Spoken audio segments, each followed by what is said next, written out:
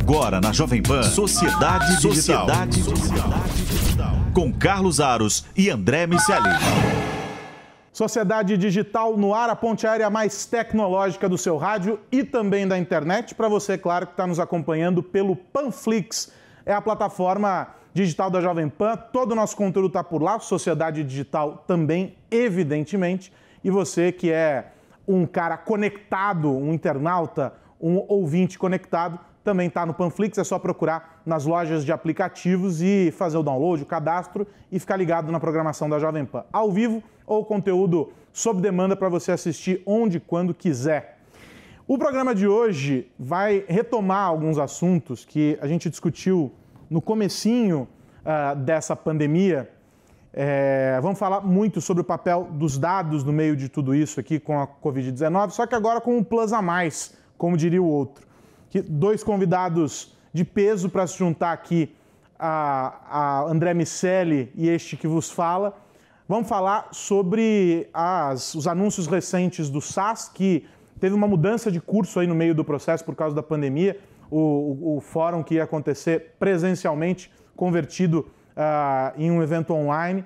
Então tem muita novidade, a gente vai ter uma conversa muito bacana com o Marvio e com o Kleber, mas antes preciso cumprimentar o meu parceiro André Miceli. Tudo bem, velhinho? E aí, meu amigo, tudo bem? Como é que você tá? Tô tranquilo, eu não estou no bunker, diferente de você, já estou vendo a luz do sol. Pois é, aqui eu até vejo, mas ela chega em mim em quadradinhos da minha janela, é minha prisão domiciliar, meu amigo. E com dois pequenos terroristas te torturando todos os dias. Com terroristas você negocia, com eles nem tanto. Com eles não tem, não fala assim do famoso Enzo. E bom, vamos apresentar então essa nossa dupla de convidados hoje. Hoje teremos um quarteto aqui, vamos poder tocar jazz daqui a pouco com os nossos convidados. O programa de hoje está especialíssimo, dois amigos antes de qualquer coisa. O Marvio Portela, vice-presidente do SAS para a América Latina, e o Kleber Wedemann, diretor de marketing do SAS para a América Latina. Obrigado, gente, por toparem esse bate-papo. Uma conexão Rio, Estados Unidos, São Paulo, todo mundo aqui. Marvio, brigadão. Obrigado a vocês aí, realmente bom falar com os amigos, bom estar aqui, obrigado pela oportunidade. E realmente uma conexão aí, Flórida, Rio, São Paulo e Moca. Então, de qualquer forma, estamos aqui com muita alegria realmente para compartilhar um pouquinho o que a gente tem vivenciado e o que foi esse fórum digital aí que nós acabamos de fazer. Tem muitas novidades bacanas. Obrigado pela oportunidade, obrigado pelo carinho. Agora, eu falou da Moca, o Kleber vai ficar enciumado porque quem mora na Zona Norte também é bairrista, não é só quem mora na Moca, né, Kleber? Exatamente, rola a eterna disputa entre Moca e Santana, né, para saber quem é melhor. Claro que é Santana, né? Não, a Moca sabe, é indiscutivelmente a Moca melhor. também é legal. Bom, quero começar esse nosso papo. Enfim, a gente conversou já. Eu e o André fizemos que 2 ou 3 edições do programa, né, André? Eu não me lembro. Acho que foram 3 edições falando sobre dados, falando sobre analytics e, enfim. Lá no comecinho dessa história, quero falar um pouco sobre isso e como é que vocês foram percebendo, né, as empresas usando cada vez mais análise de dados para poder tomar decisões em um momento em que qualquer cenário é incerto, porque o dia de amanhã completamente inesperado, e como é que vocês, enquanto organização, enquanto companhia, foram afetados, estão sendo afetados pela pandemia. A gente estava falando antes de começar a gravação, o Marvio dizendo que nos Estados Unidos já a coisa começando ali, na Flórida pelo menos, né, começando a voltar a uma relativa normalidade, se é que o mundo foi normal em algum momento. Mas queria ouvir de você, Marvio, como é que foi essa jornada aí, esses últimos 3 meses, e aí depois a gente fala um pouquinho sobre o fórum. Tá legal, obrigado. Realmente você narrou bem, você sabe que eu faço um paralelo. A gente às vezes se sente assim num túnel escuro e aí você tem uma lanterna, né? E você fica ali trocando a pilha da lanterna para você realmente conseguir enxergar um pouco, mas você enxerga uma distância não suficiente para você prever muita coisa, né? Então eu diria que a gente de lá para cá, quando vamos trazer um pouco de datas, a gente estava numa normalidade. Eu me lembro até uma coisa interessante, cara, que hoje eu me sinto até meio bobo, né? mas a gente teve um evento em fevereiro, que nós tivemos aí no Havaí, e já estava rolando do outro lado do mundo, os nossos amigos asiáticos, toda a história da pandemia, que na verdade não era uma pandemia, era uma epidemia naquela ocasião, e a gente achando que aquilo ia ficar longe da gente. Quando, de repente, chega como todos nós já sabemos. Então, realmente, a primeira coisa que aconteceu foi a gente tentar responder bem e recuperar, ou seja, o foco da companhia, o foco principal do Dr. Goodnight sempre foi realmente preservar as nossas pessoas, os nossos empregados, os nossos parceiros, os nossos clientes. A gente teve uma facilidade grande para ir para trabalhar de casa, porque nós já tínhamos todas as ferramentas, nós já tínhamos VPN para todas as pessoas da companhia. Então, a área de tecnologia interna deu um show, a gente rapidamente foi colocando todo mundo dentro das suas casas, né? Claro que entendendo as nuances de cada país. Aí nós criamos alguns comitês, então eu tenho 2 vezes por semana reuniões onde a gente junta os líderes de todas as regiões, a Ásia, Oceania, Europa e Oriente Médio, Estados Unidos, Canadá e a gente, onde a gente tenta aprender com o que já passou e tudo mais. Então, seguimos na América Latina, de uma maneira geral, todos ainda em casa, né, respeitando o máximo possível tudo que a gente tem que respeitar. A nossa prioridade, de novo, são as pessoas. Então, existem clientes que ainda estão operando dos seus escritórios, mas a gente, de uma maneira quase que total, ainda está dentro de casa. A título de números, muito rapidamente, assim, é óbvio que você sente o impacto, e existem indústrias que respondem diferente de outras indústrias, existem casos de uso que respondem diferente de outros. A verdade é que a gente vê um crescimento muito grande de projetos ligados, infelizmente, à antifraude. A gente vê muitos projetos ligados a cálculos de viabilidade, teste de estresse, análise de crédito, análise de cobrança, porque o perfil de crédito de todo mundo mudou, o perfil de cobrança tem que mudar, né? Como é que você avalia a estabilidade da sua empresa, como é que você simula sem você ter passado por isso antes, né? Ao passo que, evidentemente, existem outras indústrias muito impactadas, onde a gente está tentando ajudar realmente com análise de demanda, com previsão de demanda. E uma coisa, para finalizar essa primeira parte, que a gente se engajou muito, realmente foi como o SaaS pode ajudar a sociedade em relação à pandemia.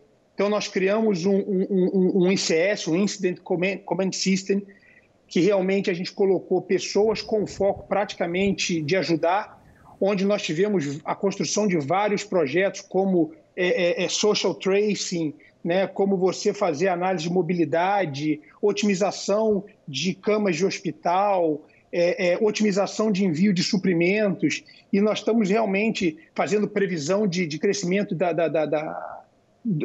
do coronavírus, da pandemia. Então, nós estamos trabalhando com vários governos de vários países distintos, com o foco realmente de ajudar aqueles países. Então, essa é a minha abertura, é um pouco do que a gente viveu. Se você quiser um pouco mais de detalhes, a gente pode entrar no decorrer do papo.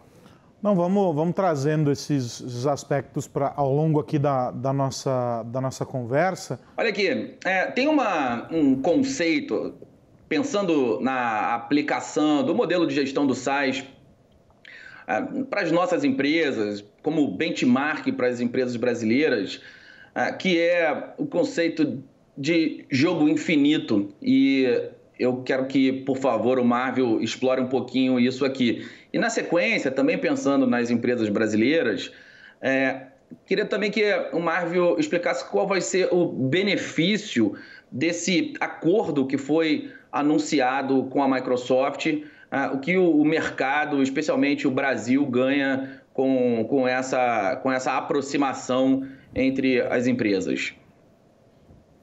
Beleza. Bom, vamos então dividir aí a pergunta nas duas frentes. E eu fico feliz que você perguntou sobre o jogo infinito, porque sabe quando você, às vezes, não consegue articular, você faz algo, ou você vivencia algo, mas você não consegue articular, explicar exatamente em uma frase ou uma palavra o que é aquilo. E a verdade é que o SaaS fundado há 44 anos pelo Dr. Goodnight, ele sempre jogou um jogo infinito. Porque, e vamos contextualizar para o nosso ouvinte, né? Vamos pensar o seguinte, o que são jogos finitos? É um jogo que tem regras definidas, jogadores definidos e que vai ter sempre alguém ganhando. Se vai ter sempre alguém ganhando, evidentemente vai ter sempre alguém perdendo.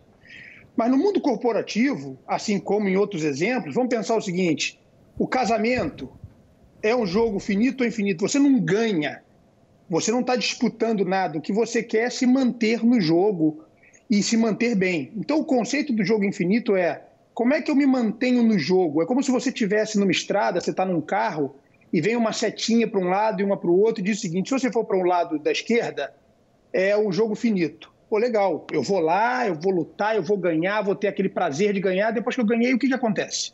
Começa tudo de novo. Agora, eu posso escolher o fulfillment, ou seja, eu posso escolher continuar bem jogando e eu vou para a direita e daqui a pouco eu paro o carro, eu vou olhar uma vista bonita, eu vou desfrutar aquilo e eu vou seguir jogando. E a verdade é que quando você está no mundo de jogo infinito, as regras não são conhecidas, as regras mudam o tempo inteiro, os players não são, os jogadores não são conhecidos, e esse é o jogo do business, sabe? E nesse jogo do business, que o SAS joga muito bem, porque a primeira e mais importante coisa que nós temos é o ativo pessoas. Você tem que cuidar das suas pessoas, você tem que dar espaço para as pessoas criarem. Vamos pensar o seguinte, como é que eu inovo se eu não dou liberdade para as pessoas errarem? A inovação traz automaticamente o risco, ela vai trazer o erro. Então, o SAS realmente, ele vem nessa jornada, e você vê, na crise de 2008, na grande recessão de 2008, o Goodnight falou, não vai ter nenhuma redução de quadro, não vai ter demissão, nós vamos seguir aqui, independente do bottom line. Chegou agora, ele fez o mesmo. A gente tem que cuidar das pessoas, mas nós temos saúde suficiente para que a gente não tenha que sair agindo com desespero, porque, de novo, este é um jogo infinito. E o que foi interessante? A gente, logo no início, estava se achando para realmente estruturar o que a gente queria fazer nesse período do outbreak da pandemia, e olha a explosão da transformação digital. A gente fez um papo recente com o Paulo, presidente da CIA, e ele comenta, cara, em um mês a gente fez a transformação digital que estava prevista para os próximos 2 anos. Falou, cara, a gente tem lá 300 lojas fechadas e uma aberta. A aberta é online. E como é que eu me transformo? Então, a verdade é que a gente se agarrou nisso, né? E realmente os nossos funcionários estão muito bem, muito felizes. A gente dá muito espaço, né? E eu até escrevi um e-mail ainda há pouco, foi até engraçado, foi um pouquinho antes desse papo nosso. Uma pessoa fez uma coisa super legal, eu mandei um uhul, parabéns, fantástico. E a pessoa me devolveu, mas não está resolvido ainda. E eu disse assim, cara, o comportamento é mais importante que o resultado. Eu estou brindando o comportamento. O resultado vai vir, não importa. Então, não sei se respondi a você, André, essa primeira pergunta sobre o jogo infinito. Antes de eu partir para a segunda, você quer bater alguma bola, fazer alguma consideração ou aprofundar algum tema? Eu acho que o legal dessa história toda, do conceito, é despertar para o fato de que no mundo dos negócios, realmente, a gente não tem um fim de jogo. Eu gosto também da ideia, eu gosto das falas e teorias, enfim, itens em geral que o Simon Sinek traz. Ele tem abordagens pragmáticas e interessantes e, como você falou, talvez para muita gente, de maneira empírica, essa seja a prática. Mas quando esses conceitos são colocados em pauta, eu acho que a gente ganha quando a gente discute modelos que eventualmente são modelos mentais que a gente acaba fazendo sem se dar conta disso. Esse processo de estruturar o óbvio tem bastante valor. E eu acho legal trazer isso à tona, colocar uma gigante, a maior empresa de software privado, de capital fechado do mundo, sendo vista e gerida com esse conceito, porque esse é um belo exemplo para aqueles que estão começando e para aqueles que também estão com carreiras executivas em empresas maiores, para colocar esse mindset em ação, né? E a prática de saber que está jogando algo que não acaba nunca. Você troca os jogadores na medida do possível e pouca coisa além disso.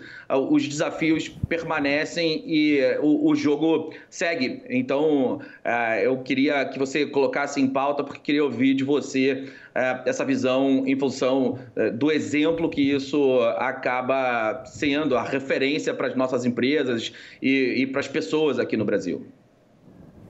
Legal. E eu vou, antes de partir para... Por favor, pode seguir. Se me permite só um adendo, André. Só para contextualizar a audiência, o Simon Sinek foi o nosso principal palestrante do evento e eu conversava com o Marvel essa semana exatamente sobre isso. É óbvio que ele tem todos os méritos, ele traz conceitos super interessantes e, como você colocou, pragmáticos, mas a realidade é que o Dr. Goodnight, que o SAS pratica o jogo infinito desde sempre. E não à toa foi a empresa que influenciou toda a cultura de gestão de recursos humanos do Google. Então, na verdade, nós nos orgulhamos muito de ver o quanto esses conceitos eles dialogam diretamente com a nossa política, com aquilo que acreditamos como companhia desde sempre. E que tem Marvel. E que tem como um efeito interessante, né, Marvel, que essa postura, essa cultura da empresa estabelece também um jogo com o próprio colaborador de um estímulo para que ele continue se preparando para esse próximo movimento, para essa próxima ação dentro desse jogo. Ou seja, ele sabe que as coisas não são tão cartesianas assim, que você vai continuar enfrentando desafios, você precisa se preparar para eles, que é exatamente esse momento que a gente está vivendo. Ou seja, o camarada que não tem essa capacidade de ser um camaleão dentro da vida dele ali, de ir se adaptando a esses diferentes cenários, esse cara cai. E as empresas que não estão conseguindo se encontrar nesse momento, os profissionais, sobretudo, que não estão conseguindo se encontrar nesse momento, são aqueles que não conseguem se preparar enquanto o jogo está rolando, né? Exatamente isso. E a gente ouviu do Simon ontem, que eu gostaria de compartilhar com a audiência aqui. Ele falou o seguinte: imagina uma coisa que, como é interessante, nessa pandemia, dificilmente alguma empresa está pensando em vencer alguém. Provavelmente todas as empresas estão pensando no quê? Como se manter no jogo. Ou seja, a pandemia reforça o jogo infinito, o conceito do jogo infinito. E tem um último ponto nessa linha que é bem legal, que Simon Sinek fala de duas coisas com muita propriedade. Uma, ele fala do seu porquê, que está, inclusive, numa das obras dele. E o outro, ele fala da sua causa, Just Cause. Então, é como se fosse o seguinte: o porquê é a fundação de uma casa. Você não muda a fundação de uma casa. Para mudar, você tem que construir outra. Então, cada empresa tem o seu porquê, tem o seu why, né? Ela foi construída com certos princípios e ela conta o passado. Sim. E o que ele chama de Just Cause, de fato, é diferente. É como é que você olha o seu futuro. E você pode ter mais de uma causa e você pode mudar a causa. É como se na sua casa você resolvesse que agora você vai tirar uma parede e vai fazer um lounge, ou você vai pintar diferente, ou você vai derrubar a parede da cozinha porque você vai fazer uma cozinha aberta. Ou seja, você está mudando a essência do que você quer para o futuro, mas você não está mudando a essência do que você construiu, do que você nasceu. Então, eu acho que, nesse momento, como voltando àquela sua primeira pergunta, que a gente está aí navegando em mares desconhecidos, com uma lanterninha na mão, a gente, de vez em quando, está mudando o nosso Just Cause. Opa, esse caminho aqui pode ser o mais interessante. Opa, esse caminho aqui pode ser mais interessante, sem mudar o nosso why, o nosso porquê. Então, você mantém a sua característica principal, mas você tem a liberdade para alterar um pouco a tinta que você vai botar em cada quarto da casa. Bom, a parceria com a Microsoft. Parceria para a Microsoft, muito bem. Então, esse foi um dos principais anúncios que nós fizemos no evento. Então, realmente, depois de uma longa data avaliando as possibilidades, e eu quero, inclusive, começar dizendo que, eu já vi perguntas sobre isso, o SAS tem a Microsoft, de fato, o Microsoft Azure, como seu parceiro preferencial para a nuvem. Mas, por favor, quem nos escuta aqui, a gente é agnóstico, a gente roda nas nuvens da Amazon, nas nuvens do Google, a gente roda nos ambientes on-premise, porém, essa união ela é muito interessante. E por que ela é feita com a Microsoft? Então, vamos começar com valores. Existe um alinhamento de cultura muito grande entre o que pensa o SaaS e o que pensa a Microsoft. Existe uma congruência de visão muito interessante. Existe realmente tecnologias complementares e uma oportunidade comercial, né? Então, a nuvem da Microsoft Azure é muitíssimo forte, está presente em 95% das empresas que estão na Fortune, né, 500. Então, é realmente uma tecnologia de primeira. E o que a gente está fazendo junto? Algumas coisas. A gente primeiro está pegando todo o host, o business de hosting que o SaaS tem hoje próprio, e a gente está levando para dentro da nuvem da Microsoft, né? A segunda coisa, a gente está fazendo trabalhos de integração pesada entre a plataforma do SaaS, a plataforma analítica do SaaS, o SaaS 9, o Vaia, as nossas soluções. A gente está integrando isso de forma muito forte com os serviços de cloud da Azure. Para aquelas pessoas mais técnicas, elas sabem que, por mais que as clouds estejam aí, sejam similares, cada provedor tem uma característica técnica que varia uma para outra. Então, quando você trabalha especificamente na otimização técnica de algo para a Microsoft, você realmente garante que o seu cliente final vai ter mais agilidade, mais velocidade, um melhor nível de serviço e assim por diante. Então, realmente, foi... Só para descer alguns degraus aqui, para aqueles que não têm o domínio técnico, isso se traduz efetivamente na hora que a empresa está fazendo o uso das aplicações, isso se traduz no quê para essas empresas? Essa junção, essa simbiose? Então, ok, obrigado pela pergunta. Na verdade, se traduz em quê? Se traduz numa velocidade muito maior entre você adquirir alguma coisa e aquilo está rodando para você. Isso se traduz em SLAs muito mais forte, garantindo o nível de serviço daquela solução para você. Isso se traduz em custos melhores para o cliente, porque se eu estou construindo algo muito forte conjunto, eu estou otimizando muito todos os elementos dos dois lados e eu vou traduzir isso em eficiência. E eficiência vai trazer para você alguns elementos, dentre eles o melhor custo. Quando também você integra produtos Microsoft com produtos SaaS, você vai ter a facilidade de uma integração que hoje, por exemplo, não existe. Então, ontem, no Global Forum, o nosso COO e CTO, Oliver, ele apresentou, junto com o Scott da Microsoft, o uso de produtos Microsoft, onde o cliente está usando algo da Microsoft, um relatório, e por trás você tem toda a parte de modelagem do SaaS. E que para o olho do usuário é a mesma coisa. Então você tem todas essas facilidades. Não sei se eu fui aí técnico demais, mas não, se eu fosse traduzir de uma forma mais... Deu para entender. E aí eu queria já emendar essa tua resposta na seguinte pergunta, para você e para o Kleber. Hoje as empresas têm uma... A gente está falando, claro, você citou aí as 500 da Fortune e tudo mais, mas a gente está falando de uma tecnologia, ou de várias tecnologias que são acessíveis para qualquer empresa. Não necessariamente uma gigante, mas a gente pode escalar, né? A tecnologia é uma sanfona, você vai ajustando para servir essas diferentes empresas. Por que esse é um momento tão fundamental do ponto de vista de estratégia de negócio para que se passe a utilizar soluções como essas que vocês estão viabilizando junto da Microsoft para o negócio? Por que já não dá mais? E eu tenho lido muito a esse respeito e tenho escutado muitos executivos como vocês trazendo essa reflexão. Eu queria que vocês colocassem aqui para o cara que é um pequeno empresário e ainda não entendeu que o digital é um caminho para a empresa dele. Por que não dá para fugir da utilização de dados de maneira eficiente, de ter uma capacidade analítica, de você conseguir usar esses recursos em prol do negócio. Por que esse é o momento decisivo e a parceria, claro, vem numa boa hora? Tá bom, eu começo, depois eu vou jogar a bola para dar oportunidade para o Kleber também compartilhar os pensamentos aqui com vocês.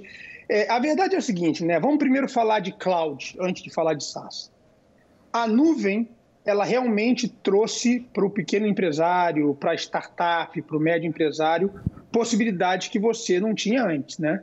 Imagina alguém fazendo uma startup há um par de anos atrás, onde você precisa testar coisas, você precisa avaliar uma ideia, mas se você precisasse comprar toda a infraestrutura, comprar todo aquele hardware, o software, tudo isso para que você possa testar a sua ideia. E uma startup, por exemplo, ela precisa falhar muitas vezes até que ela acerte. Então, a nuvem, ela traz tudo isso. A elasticidade, você contrata uma coisa bem pequenininha e você pontualmente usa muito mais capacidade tecnológica. Você faz um teste e depois você desliga aquelas máquinas. Você, no uso do storage, onde você armazena os dados que você tem, você pode estar usando dados que são mais importantes para você online, mas você também tem outras mídias mais baratas que você pode armazenar esses dados. Então, assim, a grande verdade é que, primeiro, o novo petróleo é o dado. Mas dado sem análise é valor não realizado. As empresas que hoje se diferenciam, as empresas que ganham o jogo, são as empresas que conseguem melhor analisar os seus dados e gerar insights para uma ação. Não adianta você só ter o dado, não adianta você só olhar para trás. Por que isso aconteceu? Você tem que olhar para frente. O que irá acontecer? Mas mais do que isso, você tem que perguntar como eu faço isso acontecer. Mas você só responde como irá acontecer, ou o que irá acontecer, ou como eu faço isso acontecer, se eu tiver dados, e um volume grande de dados, e se eu tiver analytics para te ajudar. E aí vamos falar agora do pequeno empresário e dessa parceria que a gente tem com a Microsoft. Se você tivesse há um par de anos atrás e você quisesse fazer o uso do SaaS, você talvez tivesse dificuldade, porque você não ia ter você não ia ter infraestrutura suficiente para você ter toda a tecnologia do SaaS dentro da sua casa. Mas agora não. Agora você vai poder ter o SaaS do tamanho que você quer, na hora que você quer, e o SaaS junto com a Microsoft, você vai usar o tamanho de storage que você precisa naquele momento. Eu só preciso uma vez por mês rodar um modelo matemático pesadíssimo.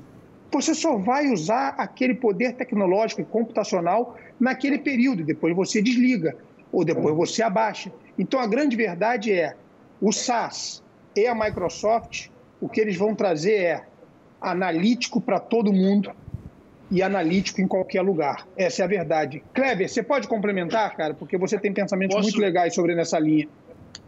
Posso sim, Marvio. E a pergunta é super bacana, Aros, porque ela nos traz de encontro a frase que o Dr. Goodnight, que é o nosso CEO, e o Oliver, nosso CEO, falaram durante o evento ontem, né? Que a nossa intenção é democratizar o Analytics, né? Então, como o Marvio bem colocou, eu acho que para o pequeno empresário, para a empresa de médio porte, que no passado tinha alguma dificuldade em adquirir o SaaS por conta dos custos conexos que você tinha, né? Não porque o SaaS seja uma ferramenta cara, mas a infraestrutura e tudo isso acabava se tornando um blocker. Hoje isso está superado, né? Porque você vai para a nuvem, você democratiza o acesso, você paga como serviço e você tem uma possibilidade de utilização muito mais fácil, né? Falando um pouquinho de startups, né? Só para a gente ampliar um pouquinho a nossa lente aqui, uma coisa muito bacana que a gente anunciou ontem também foi o lançamento do Vaia 4, da nova versão do Vaia, que é a nossa plataforma, né? Então, hoje, quando você fala de soluções 100% cloud-based, né? As plataformas estão super em voga, né? Então você tem grandes empresas de tecnologia como a Salesforce investindo no Work.com, a SAP relançando o NetWeaver, né? Todo mundo falando muito de plataforma, e nós já tínhamos a nossa há alguns anos. Na verdade, o Vaia não é um produto novo, né? Mas a gente apresenta ele novamente ao mercado agora, 100% Cloud Native, 100% otimizado para funcionar em cima do Azure, em cima da Microsoft, utilizando as mais modernas tecnologias, Kubernetes, o Azure Synapse, que é a ferramenta de inteligência artificial, e outros microserviços da Microsoft, combinados com os microservices do SaaS, oferecem uma experiência super bacana, uma experiência analítica super bacana, e mais do que isso, como o Marvio bem colocou, super acessível, que possibilita que você possa testar, errar, testar novamente, criar modelos, enfim, criar os seus modelos estatísticos, seus modelos analíticos, de forma a resolver o seu problema de negócio da melhor forma, de uma maneira prática, rápida e barata. André. E, Aros... Oi, diga, Marvio, diga. Deixa eu fazer uma colocação que talvez seja interessante para o ouvinte, né? Pegando carona na questão do lançamento do VAIA 4 e tudo mais. O Kleber falou ali sobre Kubernetes, termo super técnico, é uma empresa que orquestra containers, né? E aí você pensa, caramba, qual é a vantagem disso? O que é um container no mundo da tecnologia? Esse conceito de container, muito rapidamente, vem... Imagina os containers do mundo real, né? Que você vai lá e vê em cima de um navio. O bacana é que ele tem tamanhos padrão, você faz o que você quiser dentro daquele container, mas quando você bota no caminhão, o tamanho é padrão, quando você bota dentro do navio, o tamanho é padrão, quando você está armazenando no storage, o tamanho é padrão. Você tem mais de um tamanho padrão, mas você consegue trabalhar o que você precisa dentro sem você mexer no que está fora. O que acontece com isso no mundo de tecnologia? Eu vou tentar dar um exemplo. Se você, antes de usar o conceito de containers, você quer usar o SaaS e você usa o SaaS para uma determinada função. Você usa o SaaS basicamente para fazer uma regressão logística. Tá? Você hoje, sem você usar o conceito de container, você tem que fazer o quê? Você tem que ter um servidor, ou você vai para a nuvem, você instala todo o SaaS, você tem que ter o sistema operacional ali em cima, você instala tudo e daqui a pouco você está usando só um pedacinho do SaaS porque você só faz regressão logística. No conceito de containers, o que você faz? Você cria um containerzinho que lá dentro tem apenas as funções do SaaS necessárias para fazer regressão logística. Isso fica pequenininho, ultra leve. Você pega isso e joga na nuvem. O que acontece com isso? Fica super leve para o teu usuário fazer o que ele precisa, muito pouco custoso, facílimo de atualizar, facílimo de gerenciar, e é um pouco disso que está dentro do conceito do VAIA 4, é você trabalhar totalmente ligado nesse conceito de containers. Então, assim, só quis trazer isso aqui porque provavelmente muitos ouvintes não têm ainda dentro da sua visão o que significa o container e eu quis fazer esse paralelo para tentar facilitar um pouco o entendimento. Perfeito. Diga, André. Você está falando do Dr. Goodnight, eu quero fazer uma recomendação. Ele é certamente uma das histórias mais inspiradoras do mundo do software. James Howard Goodnight é um senhor de quase 80 anos que é absolutamente ativo e envolvido nas decisões da empresa. Fundou o SaaS em 1976, mantém as ações da companhia fechadas e tem ali, é um bilionário, evidentemente, o SaaS é gigantesco, como falei, a maior empresa privada de software do mundo, e é menos badalado do que Larry Ellison, Bill Gates, aquela geração que veio logo na sequência desse movimento de popularização da internet, e muito menos conhecido do que os empreendedores dessa nova fase. Quando a gente fala do Travis Kalanick, quando falamos de Jeff Bezos, de Sergey Brin e Larry Page, enfim, essa nova tropa de empreendedores digitais é uma história que merece ser contada e que se confunde com a própria história do software, da indústria de tecnologia. Eu, como gosto demais desse assunto, gosto de fazer também esse reforço, porque para qualquer pessoa, ainda mais para os empreendedores, é uma história inspiradora. Não, e vale fazer o registro de que toda essa turma, dos mais famosos, dos mais badalados, até aqueles mais low profile, eles integram o seleto e prolífico grupo dos heróis da revolução digital. São os caras que nos trouxeram até aqui, né? Então é muito bacana procurar a história de cada um deles, porque explica muito de tudo isso que a gente vem vivendo. Alguns dos dilemas modernos, que não são tão modernos assim, já eram esmiuçados lá atrás E esses caras já tentavam trazer respostas e conseguiram, na maior parte dos casos, trazer respostas para questões não só do mundo corporativo, mas corriqueiras do dia a dia e que são aplicações absolutamente banais para nós hoje, mas que lá atrás foram pensadas e testadas à exaustão, algumas delas nascendo ali em um quarto cheio de roupa suja jogada num canto. Então, é super importante voltar a esses caras que nos trouxeram até aqui e o Ignite é esse. Não é não? E uma curiosidade para vocês, você sabe que antes de fundar o SAS, o Dr. Goodnight fazia parte do time de pesquisadores que enviou a Apollo 11 para a Lua. E de lá começou a surgir na cabeça dele a necessidade de se construir alguma coisa para que você pudesse colocar estatística realmente como uma linguagem de programação, e logo depois nasce o SAS. Mas é bacana também lembrar que antes dele estar fundando essa empresa maravilhosa, a qual eu tenho a honra de participar, ele estava também em outro momento espetacular da história, que foi o lançamento da Apollo 11. Deixa eu aproveitar essa tua fala, a gente já está com o tempo estourado aqui, mas eu preciso tocar nesse assunto, e a tua fala foi o gancho perfeito. Estávamos hoje cedo, eu e o André, conversando e falando sobre a edição deste bimestre da Technology Review, que traz, enfim, a seguinte provocação: a tecnologia falhou, nos deixou na mão. Temos uma pandemia aí para enfrentar e fomos incapazes de trazer respostas efetivas ali de combate. Vamos eliminar o vírus e tudo mais, e fomos todos trancados nesse placebo que é o isolamento social.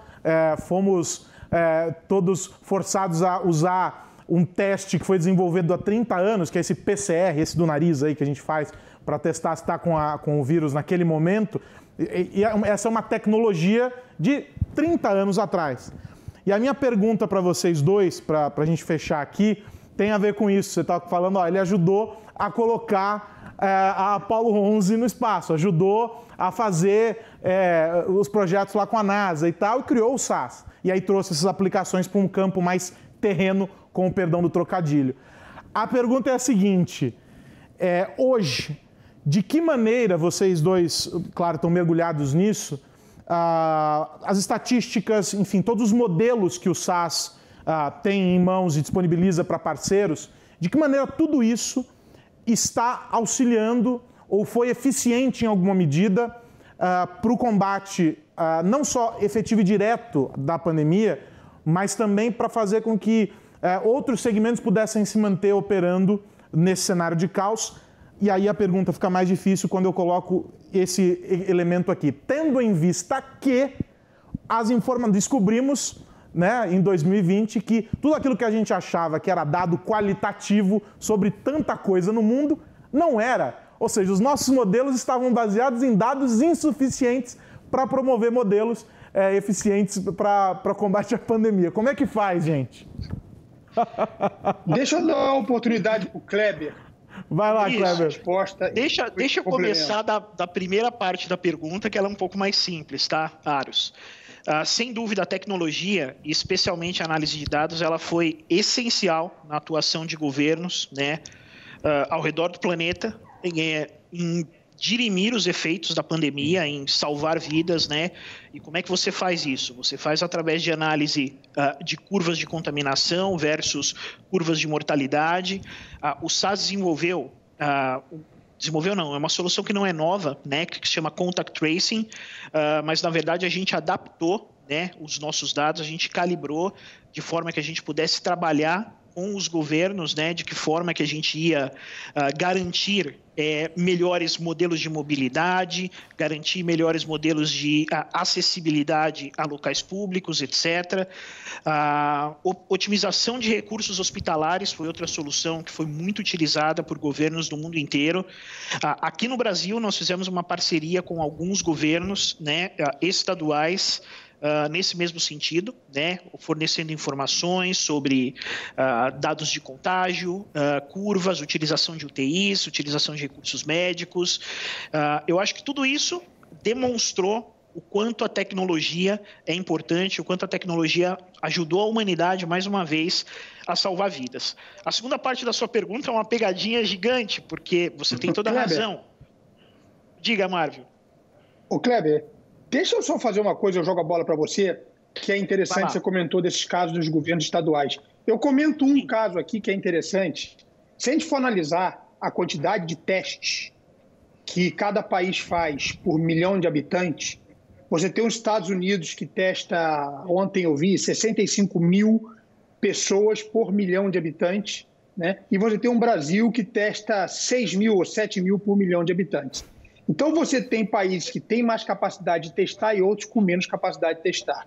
Uma das coisas que uma equipe SARS Brasil fez foi, eles começaram a rodar modelos matemáticos para identificar, ou seja, de exames de sangue de pessoas contaminadas, exame de sangue de pessoas não contaminadas, eles começaram a analisar qual é o padrão de uma pessoa contaminada. Não é que você diz que a pessoa está ou não está, mas você afunila aquela quantidade de pessoas. Então, a gente disponibilizou para um determinado governo estadual uma forma que, na ausência de testes, você faz um teste normal de sangue e você consegue eliminar uma quantidade enorme de pessoas que só com o exame de sangue a gente já diz que a probabilidade de ter Covid é muito baixa. E aí você diz para o governo, teste então só esse volume menor. Então a verdade é, a tecnologia ela ajuda muito e a gente está ajudando demais. Eu queria dar esse exemplo pegando carona no que você falou, Kleber, e devolvo a bola para você. Sim, que eu quero só complementar a última parte da pegadinha do meu amigo Aros aqui, porque tem tudo a ver com algo que o SAS também faz há 44 anos, que é cuidar da gestão do ciclo analítico. Eu acho que mais do que nunca fica claro, né? O dado é o novo petróleo, sem dúvida nenhuma. E o dado não processado é um ativo não realizado, como o Marvio já colocou. Mas a etapa anterior a essa, que é o tratamento dos dados, o data management, é importantíssimo. E, na verdade, nós não tínhamos fontes de dados confiáveis, nós não tínhamos dados suficientes para realizar uma análise. Eu acho que foi por isso que a gente sofreu tanto. Então, eu acho que cada vez mais a pandemia nos leva a uma maturidade, assim como se criou a expressão já virou chavão, transformação digital a fórceps, devido ao Covid, eu acho que cada vez mais a gente entende que a gente precisa de um ciclo analítico a fórceps também, a gente precisa das outras cadeias que fazem parte do Big Data, que fazem parte do Analytics e que são essenciais. Então, você ter uma colaboração entre governos, a gente não deixar que o espírito nacionalista ele seja exacerbado, você tem uma colaboração global, você tem entidades globais, né, compartilhando dados, compartilhando informações de uma forma cada vez mais positiva e principalmente proativa. Eu acho que se demonstrou aí imperativo, até para a continuidade da humanidade, né? Porque o susto foi grande. Marvio, pode complementar. Não, falou tudo. Eu vou jogar a bola de volta aí para o Aros, porque eu não sei como é que estamos de tempo. Não, já levei bronca aqui por causa do tempo, mas essa é uma constante na minha vida, na vida do André. A gente leva bronca sempre porque a gente estoura, mas o papo está ótimo. E eu preciso agradecer o Marvio Portela, vice-presidente do SAS para a América Latina, o Kleber Werdemann, diretor de marketing do SAS para a América Latina, por esse bate-papo, nesta nossa conexão internacional hoje aqui, né, André Miceli? Agradecer os dois por esse bate-papo, foi sensacional. Muitas reflexões legais para a gente levar para a vida. Nesses tempos de pandemia, esse é o mais perto que a gente chega de dar uma viajada para fora do Brasil, né? Foi fazer uma conexão com o Marvio. E o mais próximo que vocês podem chegar é nessa divisão de tela que eu tenho aqui na minha frente, fazer um do assim, lado do outro. Encostar aqui, né? Do outro lado. Estou com meu girado aqui. Mas é isso. Bom, Marvio e Kleber, como o Aros falou, é sempre muito bom conversar com vocês. A gente tem algumas conversas fora da tela. Essa foi a segunda que tivemos aqui na Jovem Pan, uma no Sociedade Digital, uma no Digital de Tudo, nosso podcast.